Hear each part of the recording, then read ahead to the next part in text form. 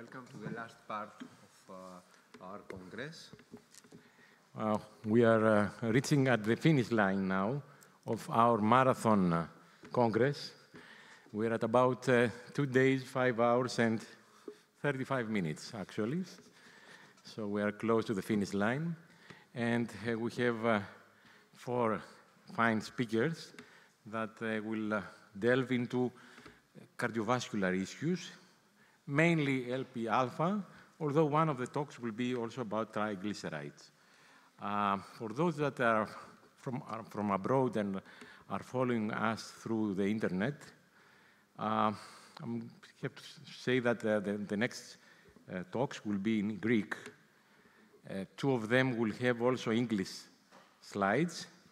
However, there will be a translation, right? Yes, even for the people that are here on site, there are headphones that you can take from the booth of translators in order to follow in English. So thank you very much, and we start the first presentation. Okay, that will be coming from Kalliopi Grigoriou as a consultant, I think, cardiologist, right? Yes. Hello. Γεια σας και από μένα. Καλησπέρα σας. Triglycerides, τριγλικερίδια, ωραία. Τριγλικερίδια. Τι μπορούμε να κάνουμε για τους ασθενείς με τριγλικερίδια. Μπορώ να ξεκινήσω? Βεβαίως. Ναι. Λοιπόν, τα τριγλικερίδια, υπερτριγλικεριδεμία διακρίνεται σε... Βασικά, ήθελα να ευχαριστήσω καταρχάς, την Οργανωτική Επιτροπή για την τιμητική πρόσκληση. Τώρα πάμε στο θέμα μας. Η υπερτριγλικεριδεμία διακρίνεται σε μικρή ως μέτρια, η οποία είναι και η πιο συχνή μορφή της υπερτριγλικεριδεμίας και χαρακτηρίζεται από συσσόρευση των VLDL σωματιδίων και σχετίζεται με αυξημένο καρδιαγγειακό κίνδυνο, και η σοβαρή που τα τριγλικερίδια είναι πάνω από 880, που χαρακτηρίζεται από τη συσσόρευση των χυκλομικρών και σχετίζεται με παγκρεατίτιδες κυρίως, ιδιαίτερα όταν τα τριγλικερίδια είναι πάνω από 1000 μιλιγκράμμα ADL. Η υπερτριγλικεριδεμία σχετίζεται με υπολοιπόμενο καρδιαγγειακό κίνδυνο. Από προοπτικές μελέτες έχει φανεί ότι τόσο στην πρωτογενή όσο και στη δευτερογενή πρόληψη, τα άτομα που είχαν υπερτριγλικεριδεμία, ανεξάρτητα με τα επίπεδα της LDL χολυστερόλης, είχαν ένα αυξημένο καρδιαγγειακό κίνδυνο.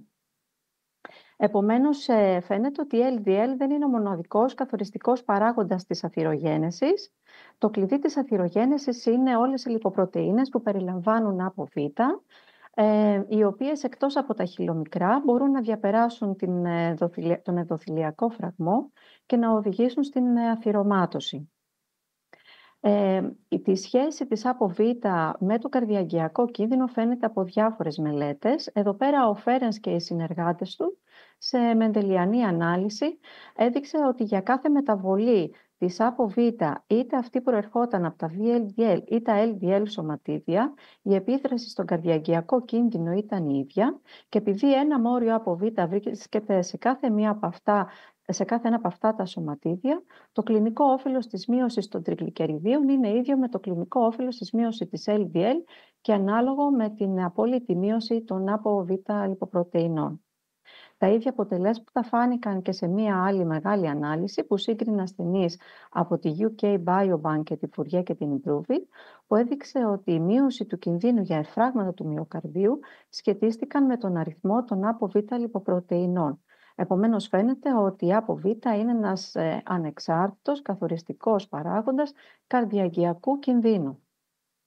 Πρώτα θα πρέπει να αποκλείσουμε τις δευτεροπαθείς αιτίες που αυξάνουν τα τριγλικερίδια. Εμάς τους καρδιολόγους μας ενδιαφέρουν αυτές που αυξάνουν τον καρδιαγγειακό κίνδυνο, όπως είναι ο διαβήτης, η παχυσαρκία, το μεταβολικό σύνδρομο, αλλά και να μην ξεχνάμε την κατανάλωση του αλκοόλ, τον υποθυροειδισμό και τον νεφρωσικό σύνδρομο. Από τις πρωτοπαθείς αιτίες που αυξάνουν τον καρδιαγγειακό κίνδυνο, αυτή είναι η οικογενή συνδυασμένη υπερλιπιδεμία, η οποία είναι και η πιο συχνή μορφή υπερτριγλικεριδεμίας. Η σοβαρή οικογενής υπερτριγλικεριδεμία, η οποία είναι στο 0,3 έως 1%, ενώ πιο σπάνια η οικογενής δυσβ λιποπρωτεϊνεμία. Ένα ξεχωριστό σύνδρομο, το πολυπαραγωγικό σύνδρομο χυλομικρονεμίας, όπου σε ένα γονιδιακό υπόστρωμα η επίδραση δευτεροπαθών αιτιών υπερτριγλικεριδεμίας, όπως είναι ο ζαχαρόδης διαβήτης, μπορεί να αυξήσουν πάρα πολύ σημαντικά τα τριγλικερίδια πάνω από 880 και να προκαλέσουν έτσι και να έχουν και αυξημένο καρδιαγγειακό κίνδυνο, αλλά και κίνδυνο για παγκρεατίτιδες. Το σύνδρομο αυτό ανταποκρίνεται καλά στη φαρμακευτική αγωγή και είναι η πιο συχνή αιτία χυλομικρονεμίας. Σε αντίθεση με το σύνδρομο της οικογενούς χυλομικρονεμίας, η οποία κυρίως προκαλεί πιο συχνά παγκρεατίτιδες και είναι περίπου στο 1 εκατομμύριο ασθενείς.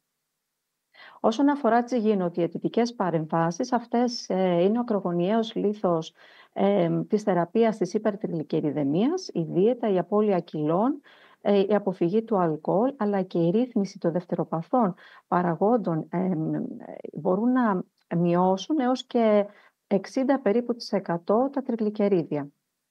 Όσον αφορά την επιλογή της φαρμακευτικής θεραπείας, οι κατευθυντήριες οδηγίες του 2009 για τη μείωση του καρδιαγγειακού κινδύνου συστήνουν έναρξη στατίνης σε υψηλού κινδύνου ασθενείς που τα τριγλικερίδια τους είναι πάνω από 200. Τα ω3 λιπαρά μπορούν να προσθεθούν σε υψηλού κινδύνου ασθενείς που ενώ βρίσκονται υπό στατίνη, τα τριγλικερίδια τους είναι πάνω από 135. Η προσθήκη φαινοφιμπράτης έχει ένδειξη τόσο στην πρωτογενή πρόληψη αλλά όσο και σε υψηλού κινδύνου ασθενείς, οι οποίοι παρότι έχουν πετύχει τους LDL στόχους, τα τριγλικερίδια παραμένουν υψηλά πάνω από 200 mg/dl. Θα πρέπει να μειώσουμε τους στόχους μας, είτε έχουμε είτε δεν έχουμε τριγλικερίδια υψηλά.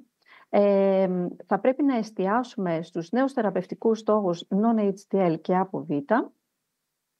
Και έτσι, τι κάνουμε όταν έχουμε έναν ασθενή με μικρή ως μέτρια υπερτριγλικεριδεμία? Οι θεραπευτικές μας παρεμβάσεις θα πρέπει να σχετίζονται με καρδιαγγειακό όφελος. Οι στατίνες είναι τα φάρμακα που θα πρέπει να ξεκινήσουμε αρχικά. Μπορούμε να προσθέσουμε ζετιμί, B, ακόμα και PCSK9, και αν τα τριγλικερίδια είναι ψηλά, τότε μπορούμε να προσθέσουμε και φιμπράτη, η οποία μειώνει περίπου 50% τα τριγλικερίδια. Σε περίπτωση που έχουμε μια σοβαρή υπερτριγλικεριδεμία, συνήθως κρύβεται αυτό το πολυπαραγωγικό σύνδρομο χυλομικρονεμίας που είπαμε και προηγουμένως. Επομένως, οι θεραπευτικές μας παρεμβάσεις εδώ είναι και για καρδιαγγειακό όφελος, αλλά και μείωση των πιθανοτήτων παγκρεατίτιδας. Ξεκινάμε με θεραπεία των δευτεροπαθών αιτιών, που συνήθως εδώ είναι ο ζαχαρόδης διαβήτης, και μετά προσθέτουμε τις στατίνες, τα ω3, και εφόσον τα τριγλικερίδια εξακολουθούν να είναι ψηλά, τότε και τις φιμπράτες. Σε αντίθεση με το οικογενές σύνδρομο της χυλομικρονεμίας, που είναι πάρα πολύ σπάνιο, ο πρωταρχικός μας στόχος είναι η πρόληψη από παγκρεατίτιδες. Εδώ πέρα τα φάρμακα που κλασικά χρησιμοποιούμε δεν είναι αποτελεσματικά. Εδώ έχουν ένδειξη οι νέες θεραπευτικές παρεμβάσεις. Οι φιμπράτες μπορεί να μειώνουν περίπου 50% τα τριγλικερίδια, όμως έχει φανεί ότι δεν μειώνουν τα μείζωνα καρδιαγγειακά συμβάματα.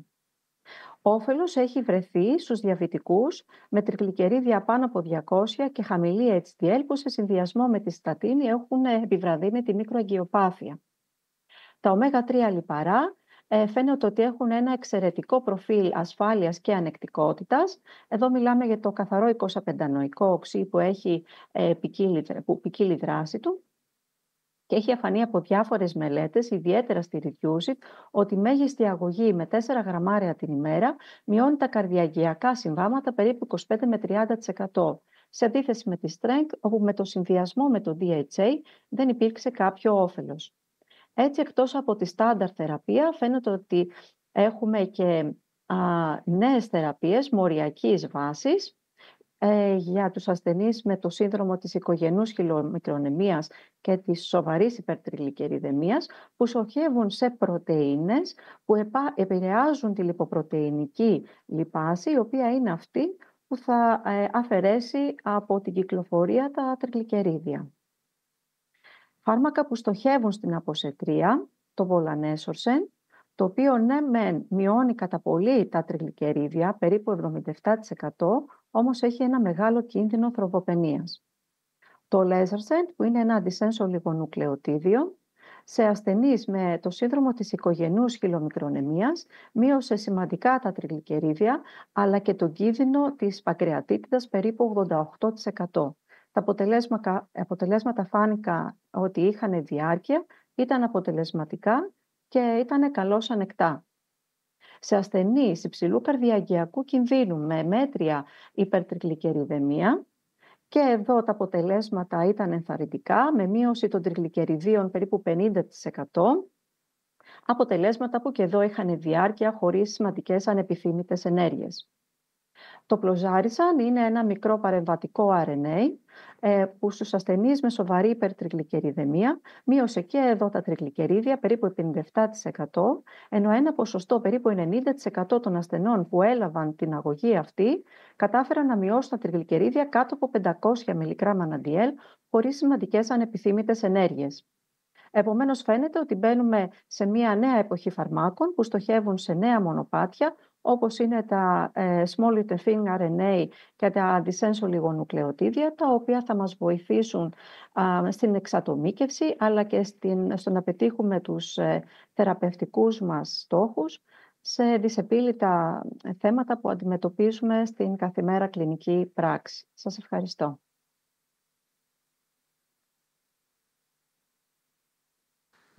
Σας ευχαριστούμε πολύ, κυρία Γρηγορίου. Ένα άμεσο ερώτημα, πιθανολογώ, θα τίθεται και από το κοινό, είναι αν τέτοιου είδους θεραπείες έχουν έρθει στην Ελλάδα, έστω και στα πλαίσια κλινικών μελετών.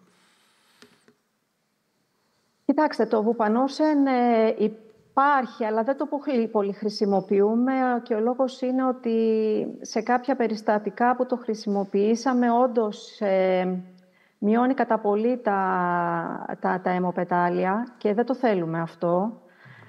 Τα υπόλοιπα ακόμα, τουλάχιστον στην Ελλάδα, όχι ακόμα, δεν είναι. Αλλά είναι σε κλινικό επίπεδο, αλλά λογικά θα έρθουν να έχουν πολύ όμως ενθαρρυντικά αποτελέσματα. Ωραία. Από το κοινό, κάποια ερώτηση. Παρεπιπτόντως, μέχρι τώρα έχετε δει στα ιατρεία σας καθόλου κάποιους ασθενείς με LPL μετάλλαξη, που είπαμε ότι είναι πολύ σπάνια. Υπάρχουν στην Ελλάδα? Αυτό πρέπει να το κάνεις, πρέπει να ζητήσεις να κάνεις αυτήν την εξέταση. Είναι πάρα πολύ σπάνια αυτά τα περιστατικά, όπως σας είπα. Η αλήθεια είναι ότι μόνο ένα περιστατικό έχουμε τύχει, το οποίο δεν πήγε και πολύ καλά, να σας πω και την αλήθεια. Που είχε τριγλικερίδια, δηλαδή πάνω από 1000. Έτσι. Ναι, πάνω από 1000 βλέπουμε πάρα πολύ συχνά, αλλά είναι αυτό το πολυπαραγωγικό σύνδρομο χυλομικρονεμίας, το οποίο πίσω από όλα αυτά είναι ο αρρύθμιστος ζαχαρόδης διαβήτης. Εδώ βλέπουμε αρκετά περιστατικά τέτοια. Αλλά με γονιδιακό, ουσιαστικά μόνη γονιδιακή μετάλλαξη, όχι, δεν έχουμε δει, να σας πω την αλήθεια. Είναι πάρα πολύ σπάνιο, δεν ξέρω αν έχει δει κανένας. Ευχαριστούμε πολύ. Τίποτα, θα περάσουμε στη δεύτερη παρουσίαση από την κυρία Γεωργία Αγωνιστή σε σχέση με την LPA, την εργαστηριακή της μέτρηση, την αποτελεσματικότητα της μέτρησης, τις μεθόδους που χρησιμοποιούμε, τις διάφορες παρεμβολές, τα σφάλματα που παρουσιάζονται και τελικά για τις νέες μεθόδους που φαίνεται ότι θα μπορούν να χρησιμοποιηθούν για τον προορισμό αυτού του μορίου. Ευχαριστούμε πολύ. Καλησπέρα και από μένα. Θα μιλήσουμε λίγο τώρα στην αρχή για τη δομή της LPα. Είναι σημαντικό να καταλάβουμε πώς ακριβώς είναι. Η λιποπρωτεΐνη Α μοιάζει δομικά με την LDL, διαφοροποιείται όμως από αυτήν εξαιτίας της ύπαρξης μιας επιπλέον από λιποπρωτεΐνης Α. Ναι. Μια επιπλέον αποπολυπρωτεΐνης της ΑΠΟΑ, η οποία είναι συνδεδεμένη με την αποπολυπρωτεΐνη Β100 της LDL μέσω ενός δισουλφιδικού δεσμού. Η ΑΠΟΑ είναι μια γλυκοζηλιωμένη υδρόφιλη πρωτεΐνη, η οποία χαρακτηρίζεται από την ύπαρξη περιοχών τριπλής αναδίπλωσης, πλούσιων σε κιστεΐνες που σταθεροποιούνται με 3 εσωτερικούς δισουλφιδικούς δεσμούς που ονομάζονται κρίγκλς.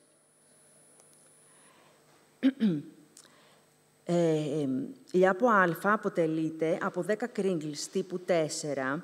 Είναι ένα κρίγκλ τύπου 5, καθώς και από μια περιοχή πρωτεάσης, η οποία παρουσιάζει δομική ομοιότητα με το πλασμινογόνο, χωρίς όμως να είναι ενεργή η περιοχή αυτή. Το κρίγκλ 4 τύπου 2, όπως βλέπουμε, παρουσιάζει ένα έντονο πολυμορφισμό, καθώς ο αριθμός αυτός καθορίζει το μέγεθος της πολυπεπτιδικής αλυσίδας της ΑΠΟ Α και μπορεί να κυμαίνεται από 1 και έως πάνω από 40.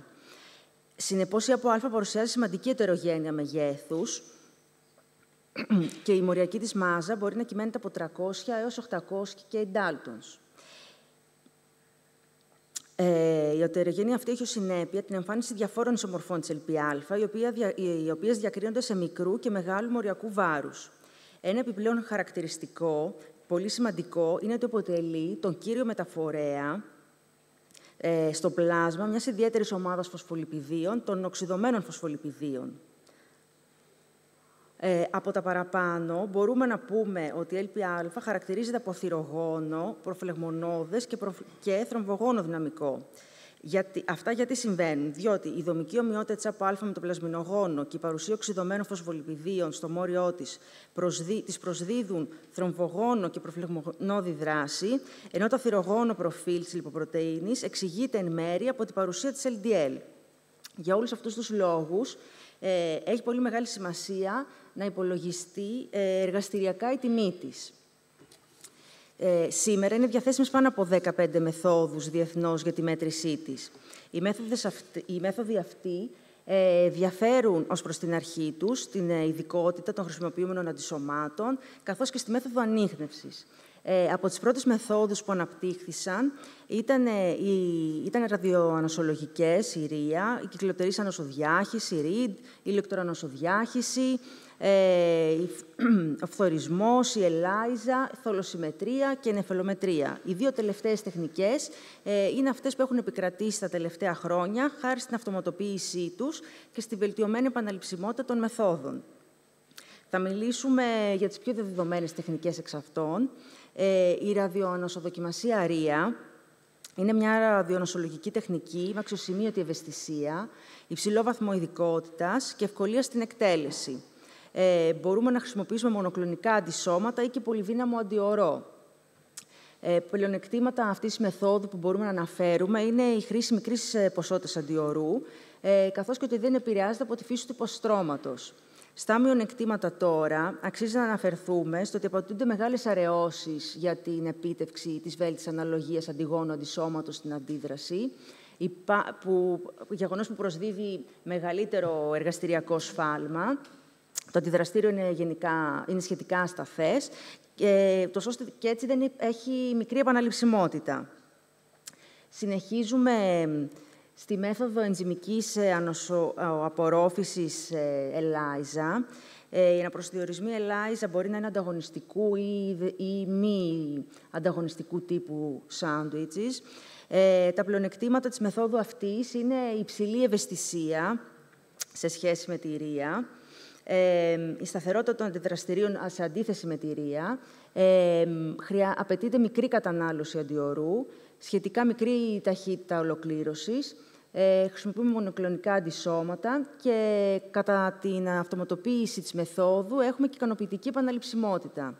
Στα μειονεκτήματα μπορούμε να αναφερθούμε ότι και εδώ υπάρχουν μεγάλες αραιώσεις του δείγματος, όπως και στη RIA. Συνεχίζουμε με τις πιο διαδεδομένες τεχνικές μέτρησης, όπως είναι η ανοσοθολοσιμετρία και η ανοσονεφελομετρία. Τα περισσότερα εργαστήρια χρησιμοποιούν αυτές τις μεθόδους, μία από αυτές τις δύο μεθόδους, λόγω του πλήρους αυτοματισμού τους, της ταχύτητας, της καλής επαναληψιμότητας και της δυνατότητας χειρισμού μεγάλου αριθμού δειγμάτων. Η αρχή των μεθόδων αυτών στηρίζεται στη δημιουργία νοσοσυμπλόκων της ΛΠΑ με το αντίστοιχο αντίσωμα και στην αλληλεπίδραση των συμπλόκων αυτών με την προσπίπτουσα σε αυτή φωτεινή ακτινοβολία. Η εκτίμηση του σκευαζόμενου φωτός στην περίπτωση της νεφελομετρίας ή του απορροφούμενου φωτός στην περίπτωση της τολοσημετρίας μας δίνει το μέτρο της συγκέντρωσης της προσδιοριζόμενης λιποπρωτεΐνης. Μπορούν να χρησιμοποιηθούν τόσο πολυκλονικά ή και πολλαπλά μονοκλονικά αντισώματα. Μπορούμε να πούμε στα μειονεκτήματα αυτών των τεχνικών είναι ότι καταναλώνουν μεγάλη ποσότητα αντιορού, καθώς και ότι επηρεάζονται εν μέρει από τη λιπαιμία, την έντονη λιπαιμία και την εμόλυση του δείγματος. Όμως, με τη χρήση απορρυπαντικών, κατάλληλων απορρυπαντικών, μειώνουν τη μη ειδική σκέδαση του φωτός. Συγκεντρωτικά, στο πίνακα που ακολουθεί, βλέπουμε για κάθε τεχνική το κατώτερο όριο μετρήσεων, το εύρος εργασίας της κάθε τεχνικής, τη τυπική απόκλιση, αλλά και τις παρεμποδίσεις τους. Μία βασική παρεμπόδιση της ΑΠΟ Α, μια βασική παρεμπόδιση για τη μέτρηση της ΕΛΠΙΑ είναι η παρουσία της ΑΠΟ Α και της ετερογένειάς της, όπως αναφέραμε.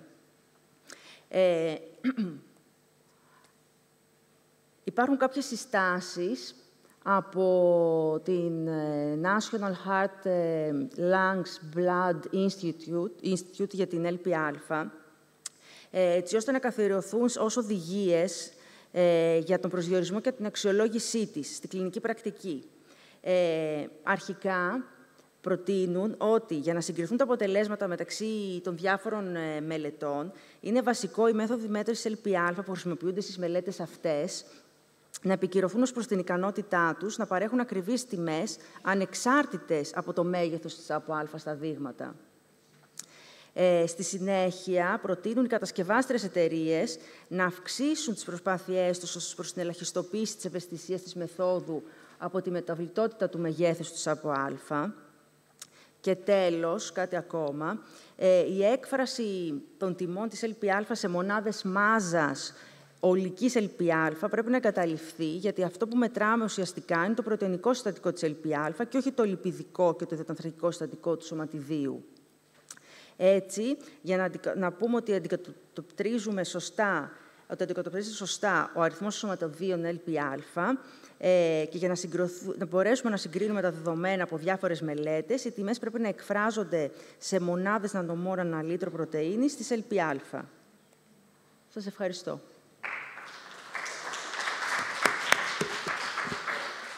Ευχαριστούμε πάρα πολύ για την ομιλία, εμπεριστατωμένη.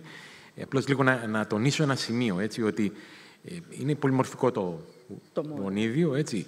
Οι μεγάλες ισομορφές, αυτές που περιέχουν πολλά κρίγκλ, δεν βγαίνουν εύκολα από το υπατικό κύτταρο, οπότε εκεί οι συγκεντρώσεις είναι χαμηλές.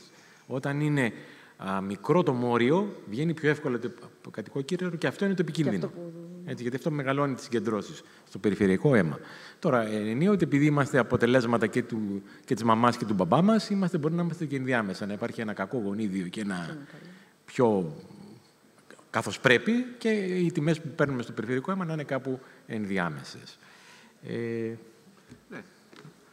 Και το δεύτερο θέμα, καλό είναι όντως να υπάρχει μέτρηση με την μέθοδο την SI, τα νανομόλ στο λίτρο, αλλά δεν έχει καμία σημασία αν δεν έχει μέθοδος πρωτοτυποποιηθεί και νομίζω ότι και με αυτά που είχε πει προχθές η Κρίστα Κόμπαρτ πλησιάζουμε σε αυτό.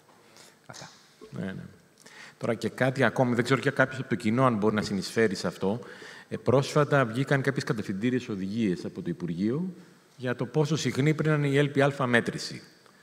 Τώρα, από ό,τι είδα κάπου έλεγε μια φορά το έτος, έτσι, και εκτός σε κάποιες περιπτώσεις, νομίζω, που μπορεί να δικαιολογείται κάτι παραπάνω. Υπάρχει κάποιος που μπορεί να συνεισφέρει παραπάνω, μήπως από τους κλινικούς εδώ πέρα που είναι στο κοινό, συνιστάτε κάτι παραπάνω, πιο συχνά. Ναι. Όχι, αυτό... Ναι. Αυτές οι οδηγίες βγήκαν πρόσφατα και καλό είναι όλοι οι συνάδελφοι να ενημερωθούν.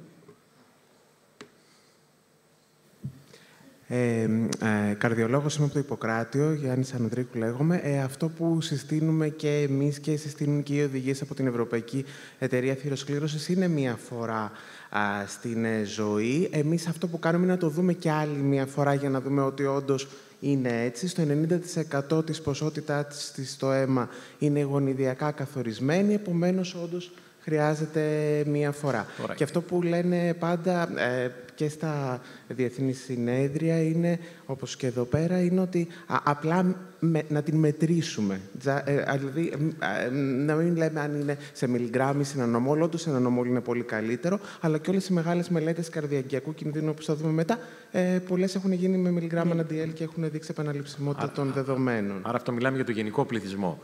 Τώρα υπάρχουν και οδηγίες για ανθρώπους με διαβήτη, με καρδιακή ανεπάρκεια. Εκεί υπάρχει κάτι πιο διαφορετικό. Όχι, δεν έχει κάτι διαφορετικό. Πάμε στην επόμενη διαφάνεια, την επόμενη ομιλήτρια. Ναι. Η επόμενη παρουσίαση είναι ο ρόλος της ΕΛΠΑ στην παθοφυσιολογία της αορτικής στένωσης και της καρδιαγγειακής νόσου από τον κύριο Χαράλα Παπαστάμου. Καλησπέρα σας. Καταρχάς, θα ήθελα και εγώ να σας ευχαριστήσω πολύ για την τιμητική πρόσκληση, να μιλήσω για την παθοφυσιολογία και για το ρόλο της ΕΛΠΑ στην αορτική στένωση και στην αθυροσκλήρυνση. Καταρχήν, θα ήθελα να πω ότι τα άτομα με αυξημένη ΕΛΠΑ δεν είναι καθόλου σπάνια. Φαίνεται ότι ο υπεπολασμός είναι περίπου στο 20%, δηλαδή ανάμεσά μας βρίσκονται περίπου 1 στους 5, θα έχει μια ΕΛΠΑ πάνω από 50 μιλιγκράμμ ανά DL, με έναν υπεπολασμό γύρω στο 1,5 εκατομμύριο ασθενείς να έχουν αυξημένη ΕΛΠΑ, που πάνω από αυτό το όριο δηλαδή αυξάνεται εκθετικά ο καρδιαγγειακός κίνδυνος. Όπως αναφέρθηκε ήδη, κατά 90% είναι γενετικώς προκαθορισμένη η ΕΛΠΑ, με μικρές ομορφές να ευθύνονται για μεγαλύτερες συγκεντρώσεις στο αίμα και επομένως αυξημένο καρδιαγγειακό κίνδυνο.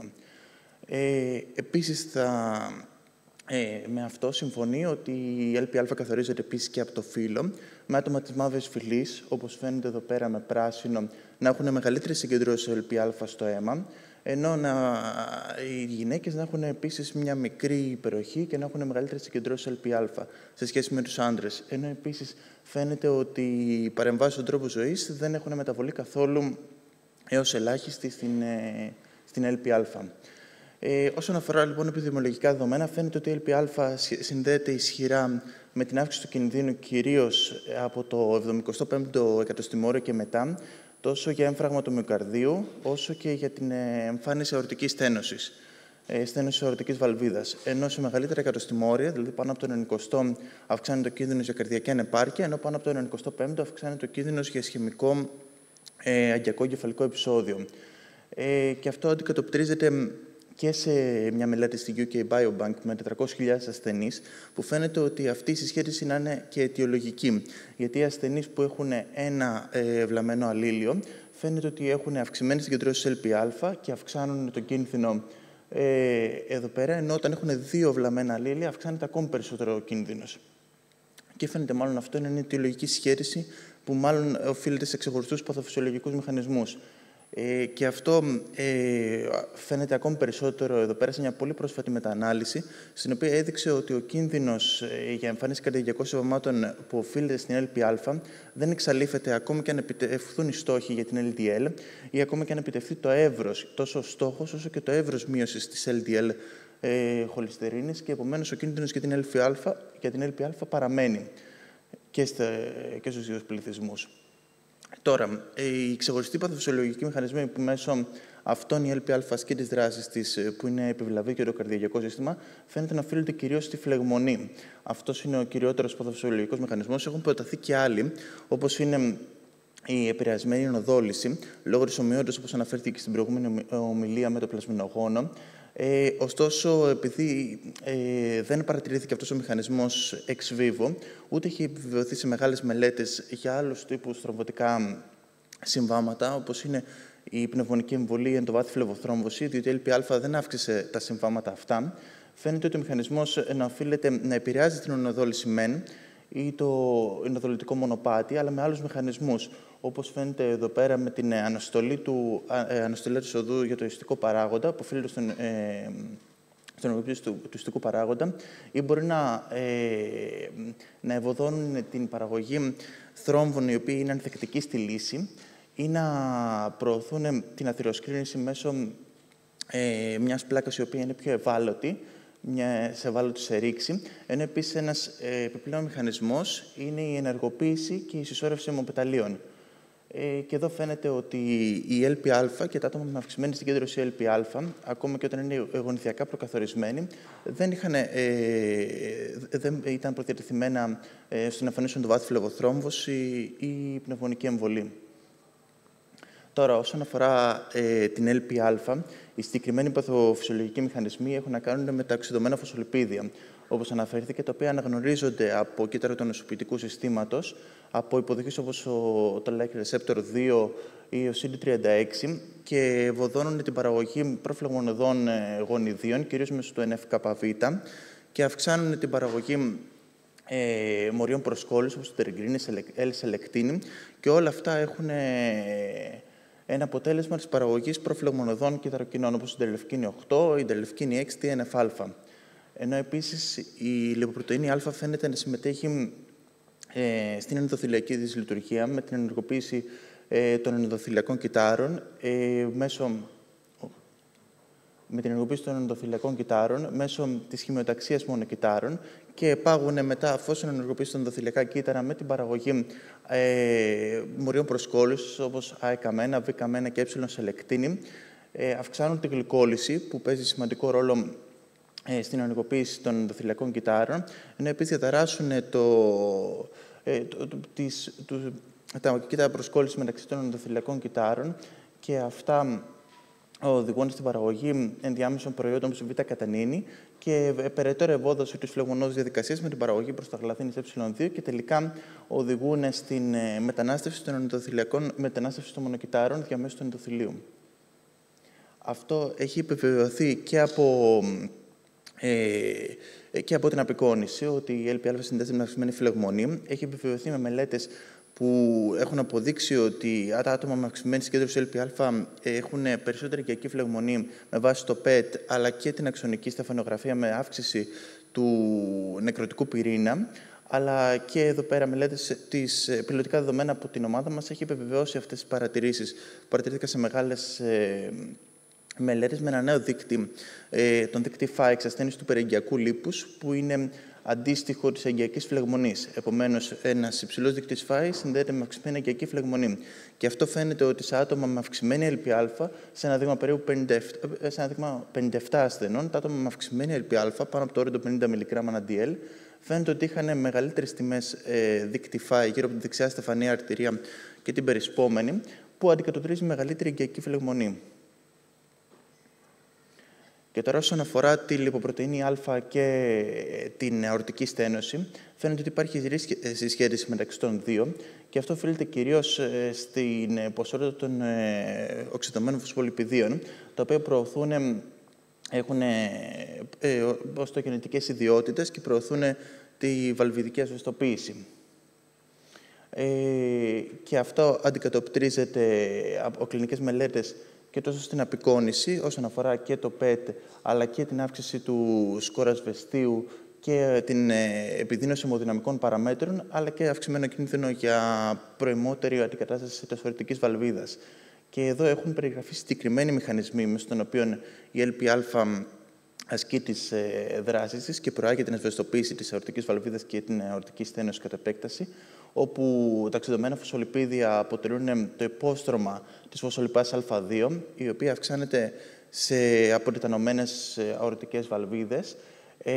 Φαίνεται ότι η φωσφολιπάς Α2 μετατρέπει τη λισοφωσφατιδιλοχολίνη που υπάρχει στην ΕΛΠΑ σε λισοφωσφατιδικό οξύ διαμέσου της αυτοταξίνης. Αυτός είναι ένας μηχανισμός ο οποίος έχει προταθεί και διαμέσου του οποίου το λοσοφωσφατιδικό οξύ εισέρχεται στα βαλβιδικά διάμεσα κύτταρα που υπάρχουν στη βαλβίδα και διαμέσου της φλεγμονής και της ευόδοσης του NF-κβ και του οδού μέσω της συντελευκίνης 6 οδηγεί στην παραγωγή του παράγοντα της πρωτεΐνης BMP2 και προάγει τελικά την οστεογένεση και τη διαφοροποίηση των βαλβιδικών διάμεσων κυττάρων σε οστεογεννητικού τύπου κύτταρα, τα οποία προάγουν την ασβεστοποίηση της αορτικής βαλβίδας. Σαν συμπεράσματα από αυτούς τους μηχανισμούς, έχω να πούμε ότι η LPα έχει κυρίως προφλεγμονώδεις και προαθυροσκληρωτικές ιδιότητες, οι οποίες οφείλονται κυρίως στα οξυδωμένα φωσφολιπίδια, τα οποία παράγονται παρουσία αυξημένου οξυδωτικού στρες. Ο ρόλος της LPα, με τον οποίο προάγει και σχετίζεται με τα καρδιαγγειακά, όσον αφορά τις προθρομβωτικές και τις αντινοδολητικές δραστηριότητες, δεν έχουν απολύτως επιβεβαιωθεί in vivo, και ότι επίσης η LPα επάγει τη φλεγμονή και την ασβεστοποίηση της αορτικής βαλβίδας διαμέσου των βαλβιδικών διάμεσων κυττάρων, και όλα αυτά μένει να αποδειχθούν σε μεγάλες κλινικές μελέτες, καθώς και να απαντηθούν τα ερωτήματα στο πόσο πρέπει να μειωθεί η LPα και αν αυτά είναι αντιστρέψιμα, δηλαδή αν είναι αντιστρέψιμη η αθυρογένεση και η πρόοδος της αορτικής στένωσης.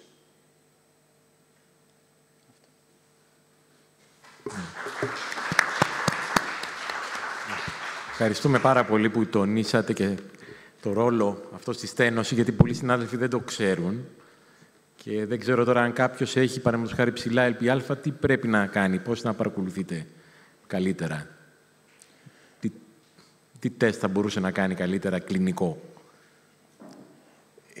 Όσον αφορά την αορτική στένωση, εντάξει, δεν υπάρχει ακριβώς θεραπεία που επί του παρόντος να μειώνει την LPα. Οι στατίνες φαίνεται ότι ελαφρώς την αυξάνουν, την LPα, παρότι μπορεί να είναι υποφελής για την αορτική στένωση.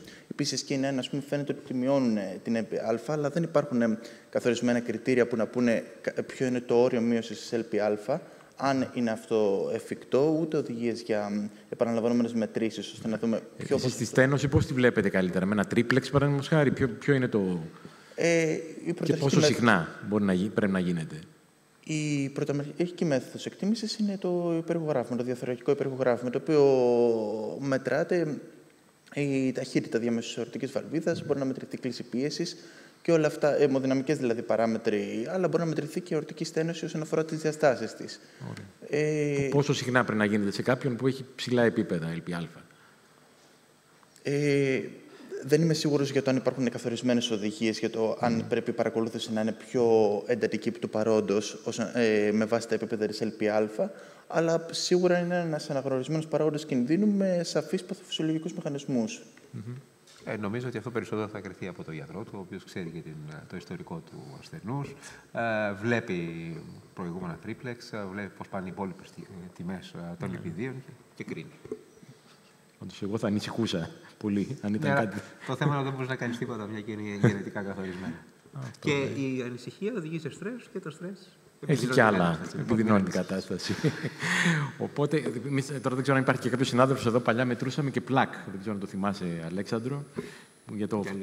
Για λίγο καιρό. Δεν ξέρω, έχετε κάνει τέτοιες μετρήσεις αυτούς που έχουν ψηλά LPα. Μήπως εκεί είναι ένα εύκολο τεστ για να εκτιμήσει κανείς την εκτίμηση του υδρολυτικού ενζύμου. Έτσι, δεν είναι αυτό που θα έχει σημασία στην περίπτωση. Το έχετε υπόψη σε αυτό, το plak test. Όχι, να σου πω την αλήθεια. Το πέρασε. Πέρασε γρήγορα αυτό. Λοιπόν, πάμε στην επόμενη παρουσίαση. Ευχαριστώ πολύ. Θα το πεις. Επόμενη παρουσίαση με τον κύριο Σιμαντήρη.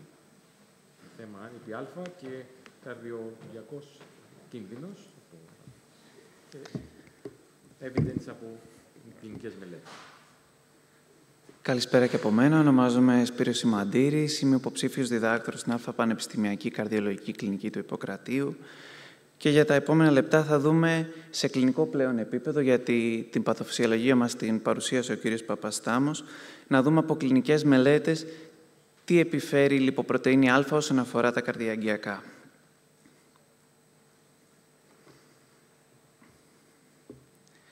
Πώς προχωράει αυτό?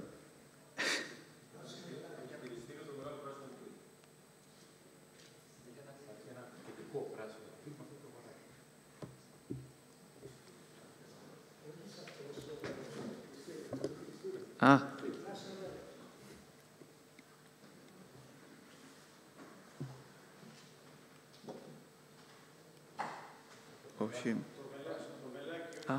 Ωραία, λοιπόν. Όσον αφορά, λοιπόν, τη λιποπρωτεΐνη Α, αυτό που γνωρίζουμε είναι ότι ανατομικά οδηγεί στη δημιουργία αθυρωματικών πλακών. Εδώ βλέπουμε στοιχεία από μία μελέτη σε 267 ασθενείς, όπου παρατηρήθηκε αυξανωμένη της λιποπρωτεΐνης Α, ότι αυξανόταν και ο όγκος των αθυρωματικών πλακών, τόσο των επασβεστομένων όσο και των μη επασβεστομένων, ενώ παρατηρήθηκε ότι υψηλότερα επίπεδα λιποπρωτεΐνης Α οδηγούν και σε ταχύτερη πρόοδο της αθυρωμάτωσης στα στεφανιαία. Σε μεγαλύτερο πληθυσμό 7.000 ασθενών, ασυμπτωματικών, οι οποίοι εξετάστηκαν με αξονική στεφανιογραφία, παρατηρήθηκε ότι οι ασθενείς που ήταν στο τεταρτημόριο των επιπέδων λιποπρωτεΐνης Α, υπήρχε πολύ μεγαλύτερος κίνδυνος τόσο για την εμφάνιση αθυρωματικών πλακών, αλλά και για την εμφάνιση σημαντικών, δηλαδή άνω του 50% στενώσεων στα αγκία της καρδιάς. Όσον αφορά τώρα τα επεισόδια, γιατί είδαμε ότι αυξάνει την αθυρωμάτωση, αλλά βλέπουμε ότι αυξάνει αρκετά και τα καρδιαγγειακά επεισόδια. Εδώ βλέπουμε δεδομένα από την μεγάλη UK Biobank, όπου σε 340.000 ασθενείς οι οποίοι παρακολουθήθηκαν για περίπου 9 χρόνια, παρατηρήθηκε αναλογική αύξηση του κινδύνου για καρδιαγγειακά επεισόδια με βάση την αύξηση της λιποπρωτεΐνης Α. Ακόμη περισσότερα δεδομένα όπου δείχνουν ότι ανεξάρτητα από τους παράγοντες καρδιαγγειακού κινδύνου, την ηλικία και το φύλο, η λιποπρωτεΐνη Α επιφέρει μεγαλύτερο καρδιαγγειακό κίνδυνο. Και πέρα από αυτό βλέπουμε ότι ακόμη και σε ασθενείς που ήδη λάμβαναν στατίνη, που είναι φάρμακο το οποίο μειώνει τον καρδιαγγειακό κίνδυνο, ακόμη η λιποπρωτεΐνη Α οδηγούσε σε αύξηση του κινδύνου. Πέρα όμως από τον κίνδυνο για στεφανία, βλέπουμε ότι αυξάνεται και ο κίνδυνος για ισχαιμικά εγκεφαλικά επεισόδια, για μη θανατηφόρα αλλά και για θανατηφόρα καρδιακά επεισόδια. Και η λιποπρωτεΐνη Α, όπως είπαμε, είναι γενετικά καθοριζόμενη. Αυτό σημαίνει ότι ο κίνδυνος αυτός μας ακολουθά καθ' όλη τη διάρκεια της ζωής μας. Βλέπουμε ότι αυξανωμένο των επιπέδων αυξάνεται αρκετά και ο καρδιαγγειακός κίνδυνος που αφορά όλη τη διάρκεια της ζωής μας. Τώρα, πόσο είναι το ποσοστό των επεισοδίων που οφείλονται στη λιποπρωτεΐνη Α. Βλέπουμε εδώ ότι περίπου ένα 5% των επεισοδίων σε ασθενείς με λιποπρωτεΐνη Α άνω του 100 οφείλονται στη λιποπρωτεΐνη Α.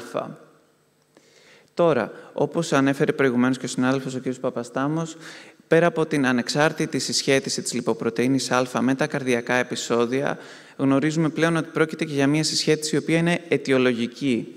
Αυτό οφείλεται σε μελέτες μενδελιανής τυχεοποίησης, οι οποίες έδειξαν ότι συγκεκριμένοι πολυμορφισμοί του γονιδίου LPα οδηγούν σε υψηλότερο καρδιαγγειακό κίνδυνο και μάλιστα η παρουσία όλο και περισσότερων αλληλίων που σχετίζονται με υψηλότερα επίπεδα λιποπρωτεΐνης Α αυξάνουν επιπλέον τον καρδιαγγειακό κίνδυνο. Εδώ βλέπουμε ότι πέρα από αυτούς τους πολυμορφισμούς και ο αριθμός των επαναλήψεων του KIV2 οδηγεί σε υψηλότερο καρδιαγγειακό κίνδυνο και μάλιστα γνωρίζοντας πόσες ήταν οι επαναλήψεις αυτές, είχαμε πληροφορία η οποία ήταν περισσότερο σημαντική όσον αφορά την πρόβλεψη της εμφάνισης καρδιακών επεισοδίων. Αυτό, πέρα από την αθυρωμάτωση η οποία εμφανίζεται στις στεφανιαίες αρτηρίες, βλέπουμε ότι αυτό αφορά και τις καροτίδες. Ένας πολυμορφισμός, ο RS1045-5872, φαίνεται μέσα από GWAS μελέτες ότι σχετίζεται με την εμφάνιση αθυρωμάτωσης και στις καροτίδες, ενώ φαίνεται ότι και τα ισχαιμικά αγκιακά εγκεφαλικά επεισόδια, όσο χαμηλότερες είναι οι επαναλήψεις των KIV2, που σημαίνει ότι τόσο υψηλότερα είναι και τα επίπεδα LPα, οδηγούν σε υψηλότερο κίνδυνο για εγκεφαλικά επεισόδια. Αυτό φαίνεται όμως να έχει διαφορετική επίδραση σε νεότερους και γυραιότερους ασθενείς. Έτσι, φαίνεται ότι η πληροφορία αυτή έχει μεγαλύτερη σημασία για ασθενείς οι οποίοι είναι κάτω των 55 ετών, όπου φαίνεται ότι εκεί ήταν στατιστικά σημαντική η ανέβρεση των KIV2 σε χαμηλότερο ποσοστό σε σχέση με τους ασθενείς που ήταν άνω των 55 ετών. Πέρα όμως από την εμφάνιση αθυρωμάτωσης στις καροτίδες, φαίνεται ότι υπάρχει και ένας ακόμη μηχανισμός ο οποίος αυξάνει τον κίνδυνο εμφάνισης εγκεφαλικού σε ασθενείς με υψηλή λιποπρωτεΐνη Α. Και αυτό είναι η εμφάνιση κολπικής μαρμαριγής. Βλέπουμε, επομένως, μέσα από μια μεγάλη μελέτη με 435.000 ασθενείς, οι οποίοι παρακολουθήθηκαν για 11 χρόνια περίπου, ότι κάθε αύξηση κατά 50 νανομόλ ανά λίτρο της τιμής της λιποπρωτεΐνης Α επέφερε μια αύξηση κατά 3% στον κίνδυνο για την εμφάνιση κολπικής μαρμαριγής, πράγμα το οποίο υποστηρίχθηκε και από μενδελιανή τυχεοποίηση. Μάλιστα, υποθέτουν ότι μειώνοντας τη λιποπρωτεΐνη Α μπορούμε να έχουμε μία μείωση στον κίνδυνο για εμφάνιση κολπικής μαρμαριγής, όσο με το να μειώσουμε το BMI κατά 2 μονάδες ή την αρτηριακή πίεση κατά 5 χιλιοστά της στήλης υδραργύρου. Οπότε αυτό βλέπουμε ότι δεν αφορά μόνο το Biobank που σας έδειξα προηγουμένως, αυτούς τους 300.000 ασθενείς, αλλά και σε άλλες μελέτες από άλλους πληθυσμούς βλέπουμε ότι η λιποπρωτεΐνη Α αυξάνει τον κίνδυνο για εγκεφαλικά επεισόδια και για κολπική μαρμαριγή. Παρόμοιες μελέτες δείχνουν αύξηση, εντονότερη έκφραση του LPα γονιδίου και σε ασθενείς οι οποίοι είχαν περιφερική αρτηριοπάθεια. Σε ασθενείς αυτούς έγινε μια GWAS μελέτη, η οποία ανέδειξε ότι το γονίδιο της λιποπρωτεΐνης Α είχε μεγάλη σημασία όσον αφορά την εμφάνιση της PAD και πέρα από την εμφάνιση PAD συσχετίστηκε και με την αθυρωμάτωση σε καροτίδες αλλά και με στεφανιαία νόσο. Πέρα από αυτό έχουμε και την αορτική στένωση που αναφέρθηκε προηγουμένως. Φαίνεται ότι οι ασθενείς με υψηλότερη λιποπρωτεΐνη Α έχουν σημαντικά υψηλότερο κίνδυνο να εκδηλώσουν στένωση στην αορτική βαλβίδα. Αυτό υποστηρίζεται και από GWAS δεδομένα, όπου ο πολυμορφισμός που δείξαμε και πριν, αυτός ο RS104 55872, συσχετίστηκε με την εμφάνιση ασβεστίου στην αορτική βαλβίδα. Και βλέπουμε ότι αυτό επιφέρει και σημαντική αύξηση του κινδύνου κάπου στο 1,8. Οι ασθενείς δηλαδή αυτοί έχουν έναν 80% μεγαλύτερο κίνδυνο για εκδήλωση σοβαρής στένωσης στην αορτική βαλβίδα. Εδώ έχουμε και δεδομένα από μεταανάλυση, όπου εξέτασαν διάφορες μελέτες οι οποίες συσχέτιζαν την λιποπρωτεΐνη Α με την αορτική στένωση. Βλέπουμε ότι οι ασθενείς με αορτική στένωση είχαν σημαντικά υψηλότερη τιμή λιποπρωτεΐνης Α, ότι συγκεκριμένοι πολυμορφισμοί συσχετίστηκαν με υψηλότερο κίνδυνο για την εκδήλωση αορτικής στένωσης, αλλά και ότι οι ασθενείς με λιποπρωτεΐνη Α είχαν μεγαλύτερο κίνδυνο για να προχωρήσει συντομότερα η στένωση αυτή. Κάτι τελευταίο το οποίο έχει παρατηρηθεί τα τελευταία χρόνια, δεν έχει υποστηριχθεί ακόμη από GWAS δεδομένα, αλλά έχει παρατηρηθεί ότι τα χαμηλά επίπεδα λιποπρωτεΐνης Α μπορεί να οδηγήσουν σε μεγαλύτερο κίνδυνο για την εμφάνιση σαχαρόδους διαβήτη. Αυτό παρατηρήθηκε και από εμάς στο λιπιδαιμικό ιατρείο του Ιπποκρατίου, όπου σε ασθενείς οι οποίοι είχαν οικογενή συνδυασμένη υπερλιπιδαιμία, παρακολουθήθηκαν για 8,2 έτη, παρατηρήθηκε ότι αυτοί που έκαναν διαβήτη στα 8 χρόνια είχαν σημαντικά χαμηλότερα επίπεδα λιποπρωτεΐνης Α. Και σε μία μεταανάλυση που συσχέτισε τα χαμηλά επίπεδα λιποπρωτεΐνης Α με την εμφάνιση σαχαρόδους διαβήτη, παρατηρήθηκε ένας κίνδυνος περίπου 40% υψηλότερος για ασθενείς με χαμηλή λιποπρωτεΐνη Α να εκδηλώσουν σαχαρόδι διαβήτη. Συμπερασματικά, η λιποπρωτεΐνη Α έχει συσχετιστεί και με την εμφάνιση αθυρωμάτωσης, αλλά και με την εκδήλωση κλινικών επεισοδίων. Η λιποπρωτεΐνη Α έχει συσχετιστεί με την εμφάνιση και την εξέλιξη της στένωσης της αορτικής βαλβίδας. Οι σχέσεις αυτές φαίνεται να είναι αιτιολογικές. Επομένως, όλοι κάποια στιγμή στη ζωή μας χρειάζεται έστω και μία φορά να εξεταστούμε για την τιμή της λιποπρωτεΐνης Α. Σας ευχαριστώ πολύ.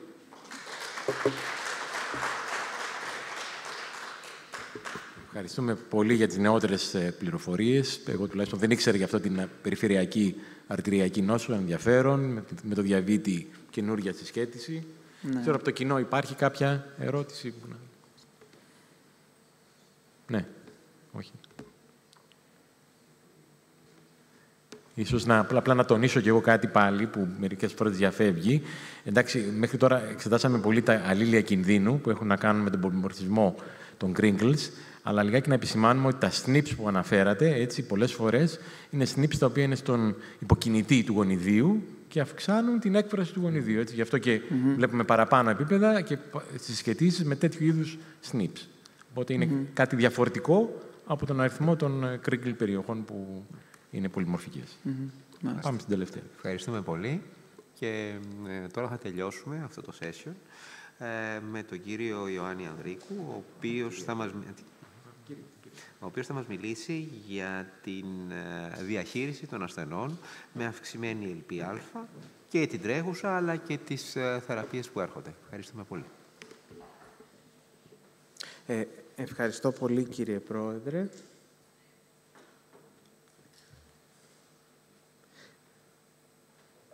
Το βρήκα. Σπύρο, έχεις δίκιο, δεν είναι τόσο εύκολο μάλλον για κάποιους. Λοιπόν, όπως ήδη αναφέρθηκε και φαίνεται εδώ στο γράφημα, υπάρχει μια σταθερή σχέση της αυξημένης λιποπρωτεΐνης Α με τον καρδιαγγειακό κίνδυνο. Τι κάνουμε όμως ασθενείς με αυξημένη LPA? Μέχρι στιγμής πρέπει να πούμε ότι δεν έχουμε στη διάθεσή μας φάρμακα στην αγορά.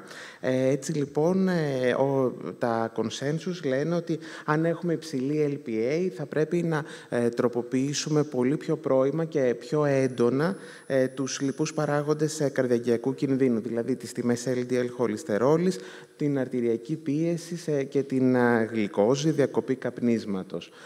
Όμως, πόσο πρέπει να ρίξουμε την LPA για να επιτύχουμε ένα κλινικά σημαντικό όφελος? Αυτό δεν είναι ξεκάθαρο και όπως είπαμε οι θεραπείες που στοχεύουν στην LPA είναι ακόμα διερευνώνται, θα τα πούμε και στη συνέχεια. Στην προσπάθεια να απαντήσουν στο πρώτο ερώτημα, από την Βιοτράπεζα του Ηνωμένου Βασιλείου, πάρα πολλά άτομα χωρίστηκαν σε κάποιες κατηγορίες βάσει του αρχικού διαβίου κινδύνου τους. Και στη συνέχεια είδανε, και φαίνεται στην κάθε μπάρα, πόσο αυξάνεται αυτός ο κίνδυνος, πόσο επανασταδιοποιούνται δηλαδή οι ασθενείς όταν συνυπολογιστεί η λιποπρωτεΐνη Α. Και στη συνέχεια έβγαλαν αυτόν εδώ τον πίνακα που προσπαθεί να δείξει ποια είναι η αναγκαία μείωση της LDL χολυστερόλης, αφού δεν μπορούμε μέχρι στιγμής να έχουμε διαθέσιμα φάρμακα για την LPA, πόσο πρέπει να μειωθεί, ας πούμε, η LDL χολυστερόλη, ώστε να ελαττωθεί ο καρδιαγγειακός κίνδυνος σε παρόμοιο ποσοστό με αυτό της αύξησής του που προκαλείται από την λιποπρωτεΐνη Α. Για παράδειγμα, ένα άτομο με αυξημένη LPA, όπως δείχνει εδώ πέρα, στα 220 νανομόλ, έχει ένα 87 αυξημένο κίνδυνο σε σχέση με ένα άτομο με LPA 20. Αυτός ο αυξημένος κίνδυνος μπορεί να μετριαστεί μειώνοντας την LDL περίπου 1 μιλιμόλ, δηλαδή περίπου 35 μιλιγκράμμα ανά DL, αν η αγωγή αρχίσει στην ηλικία των 30, αλλά αν είναι μεγαλύτερος θα πρέπει να μειώσουμε, ας πούμε, στα 60 πολύ περισσότερο την LDL. Είναι για πρώτη φορά ένας πρακτικός δείκτη, ένας μπούσουλας που θα μπορούσαμε να πούμε ότι υπάρχει. Υπάρχει στο consensus της Ευρωπαϊκής Εταιρείας Αθυροσκλήρωσης του 2022. Ας δούμε και κάποιες περιπτώσεις ασθενών. Ας πούμε, μια γυναίκα 29 ετών που είναι απλά καπνίστρια και έχει μια LDL 116, είναι εξορισμού χαμηλού κινδύνου, είναι στα πράσινα. Πράσινο είναι ο καρδιαγγειακός κίνδυνος και τα χρώματα γενικότερα, το πράσινο είναι το λιγότερο. Όμως, μετράμε την LPA, είχε 149, πάνω από 100. Βλέπουμε ότι πέφτει κατευθείαν στο κόκκινο. Άρα, ίσως αυτή την ασθενή θα πρέπει να σκεφτούμε πέρα από τα υγειοθετικά να βάλουμε και κάποιο φάρμακο, στατίνη δηλαδή, για να ρίξουμε την LDL κάτω από το 100. Άλλη περίπτωση, γυναίκα 45 ετών, λίγο υπέρβαρη, έχει μία LPA 55 και εδώ την επανασταδιοποιεί από τα κόκκινο στο κίτρινο. Και εδώ θα μπορούσαμε να σκεφτούμε κάποια αγωγή. Βλέπουμε πώς αλλάζει δηλαδή όλο το κόνσεπτ ανάλογα με την LPA του καρδιαγγειακού κινδύνου. Τι γίνεται με τους PCSK9? Η μελέτη Odyssey έδειξε ότι μείωση της LPA με την αλληροκουμάμπη, η οποία συσχετίστηκε και με μείωση του καρδιαγγειακού κινδύνου. Ως εκ τούτου, μια πρόσφατη αναθεώρηση των οδηγιών της Διεθνούς Εταιρείας Αθυροσκλήρωσης μας λέει ότι σε υψηλού κινδύνου ασθενείς, παραδείγματος χάρη μετά από έμφραγμα, που έχουν και αυξημένη LPA και δεν έχουν πετύχει τους χαμηλούς στόχους με την LDL, οι PCSK9 inhibitors θα μπορούσαν να βοηθήσουν στην περαιτέρω μείωση του υπολοιπόμενου καρδιαγγειακού κινδύνου. Τι γίνεται με τις καινοτόμες θεραπείες? Έχουν ολοκληρωθεί μελέτες φάσης 1 και φάσης 2 που δείχνουν ότι μειώνεται η LPA με τα φάρμακα που στοχεύουν σε αυτήν, ενώ έχουμε ongoing μελέτες φάσης 3. Τι θεραπείες είναι? RNA θεραπείες. Όλες οι θεραπείες πλέον είναι εκεί πέρα, RNA θεραπείες, οι οποίες που στοχεύουν? Θυμόμαστε το μόριο της LPA ή στη σύνθεση της ApoA ή στη σύνδεση της ApoA με την Apoβ. Σε αυτά τα δύο σημεία να θυμόμαστε. Τα πιο σημαντικά φάρμακα που διερευνώνται είναι το πελάκαρσεν, ένα αντινοηματικό ολιγονουκλεοτίδιο. Τι κάνει? Μειώνει την μετάφραση, εμποδίζει την μετάφραση του mRNA του γονιδίου της LPA.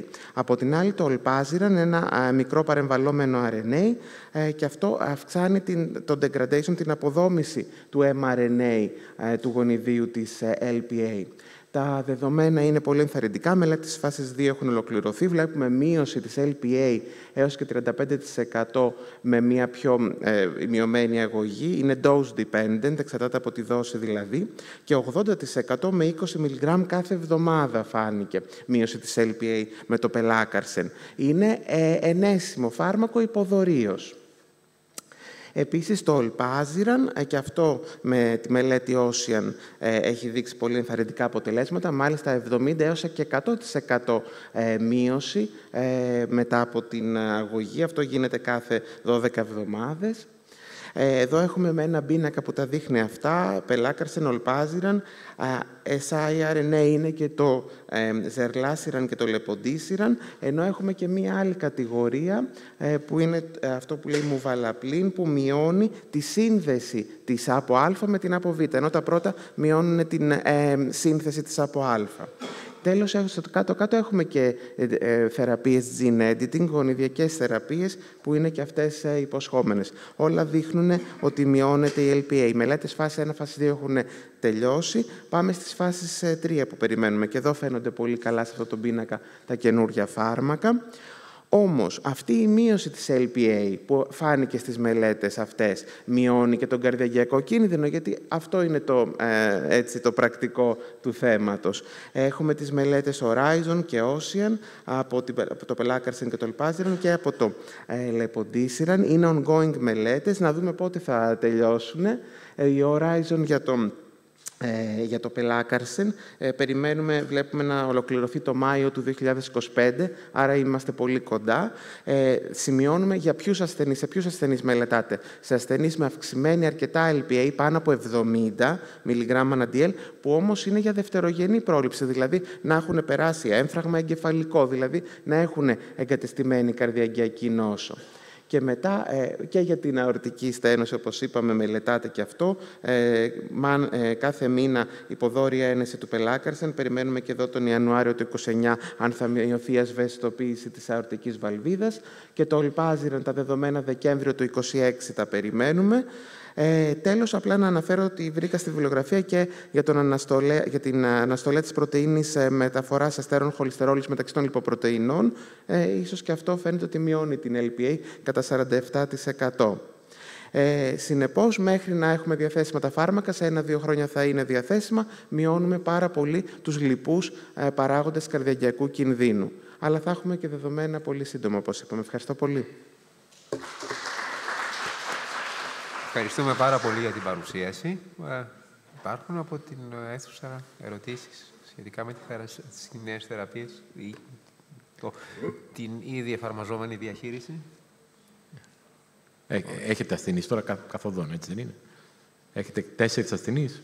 Έχουμε βάλει και εμείς κάποιους ασθενείς από το λιπιδημικό αιτήριο του Ιπποκρατίου. Συμμετέχουμε και στις 2 μεγάλες μελέτες. Φαίνεται ότι μειώνεται, αλλά να δούμε για τα καρδιαγγειακά τι θα γίνει. Είναι ενθαρρυντικό ότι υπάρχουν αυτά τα υποσχόμενες νέες θεραπείες, τις οποίες μάλιστα να πληροφορήσω το κοινό ότι συμμετέχει πολύ ένας συνάδελφός μας, ο Τσιμίχας, που ήταν μαθητής μάλιστα του καθηγητή Τσελέπη, αν θυμούνται οι παλιότεροι, στο Πανεπιστήμιο Ιωαννίνων. Έτσι, αυτός ο Τσιμίκας έκανε μεγάλη καριέρα σε μια μεγάλη φαρμακευτική εταιρεία στην Καλιφόρνια. Και από εκεί προέκυψε η πρώτη θεραπεία για το LPα. Διαβάζουμε τα άρθρα του, παντού υπάρχουν Έλληνες που διαπρέπουν. Έτσι, αυτό είναι σημαντικό. Λοιπόν, αυτά. Θα θέλαμε λοιπόν να σας ευχαριστήσουμε για τη συμμετοχή σας σε αυτό το session.